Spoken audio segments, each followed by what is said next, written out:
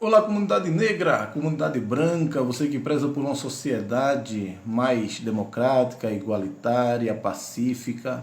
Olha, eu tenho uma palavra para os cristãos que estão no Brasil. Porque o Dr. King, ele acabou transliterando, né, o Dr. Martin Luther King Jr., pastor batista, ele acabou transliterando uma carta do apóstolo Paulo e ele usou o tema Paulo aos cristãos da igreja na América. Foi um dos sermões que o Dr. King ele acabou ministrando, pregando numa igreja batista no Alabama, em Montgomery, Alabama, no dia 4 de novembro de 1956. Então, como seria esta carta para os cristãos que estão no Brasil? E uma das coisas que ele diz que o cristianismo não é conformismo. Você está conformado com alguma coisa, você que é cristão.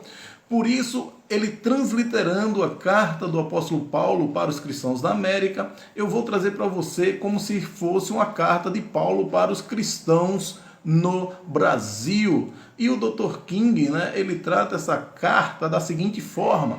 Ele começa a dizer, olha, o cristianismo não é conformismo. Eu sinto-me impelido a escrever a vocês sobre a responsabilidade que tem para viver como cristãos em um mundo não cristão. Não é fácil você ser luz em meio às trevas, apesar que quando a luz chega, as trevas se dissipam. E o Dr. King diz, através da carta do apóstolo Paulo, ele diz, isto é que eu tive que fazer, escrever para vocês. Isto é o que cada cristão deve fazer. Ele não pode estar conformado com o mundo. E ele diz que entende que muitos cristãos no Brasil, eles têm dado a sua total fidelidade aos sistemas e costumes criados pelo homem. Então estão cegamente, ou cegos guiando outros cegos e ambos cairão no buraco. E essas pessoas que estão conformadas, é tipo Maria vai com as outras e ele não consegue pensar diferente, ele tem medo da rejeição, ele tem medo de ser diferente. E a sua grande preocupação é serem socialmente aceitos, porque o cristão, o ser humano, ele é um ser social. Então, para ele, ele precisa do pão afetivo, ele precisa ser aceito em sociedade.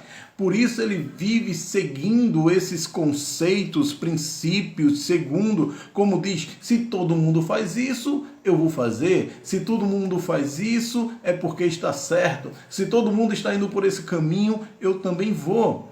E ele diz, para muitos de vocês, a moralidade é apenas um consenso de grupo.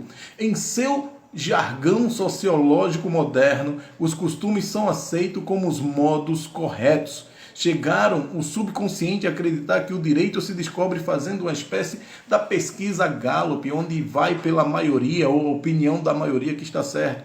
Quantos dão a sua fidelidade definitiva a este caminho, não é verdade? Mas os cristãos que estão no Brasil, devo dizer-lhes, como disse aos cristãos romanos anos atrás, não se conformem com este mundo, mas antes transformai-vos pela renovação da vossa mente. Então, como é que a nossa mente pode ser transformada? Como é que nós não podemos se conformar, se amoldar a este mundo? Simplesmente pela palavra de Deus. Pois a palavra de Deus ela vai criar uma metamorfose. Isso é, uma metanoia, metanous, metamudança, nous, mente. Então, como a nossa mente pode ser transformada, já que ela está corrompida pelo pecado, pela palavra de Deus.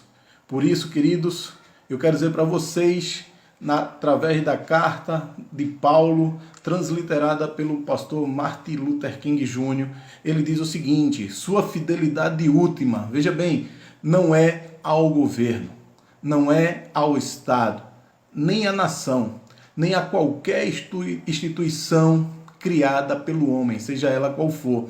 O cristão deve a sua fidelidade última a Deus. Por isso, se posicione, seja fiel ao Senhor. Nunca permita que as exigências transitórias e evanescentes das instituições criadas pelo homem tenha precedência sobre as exigências eternas Quai, seu app de vídeos curtos.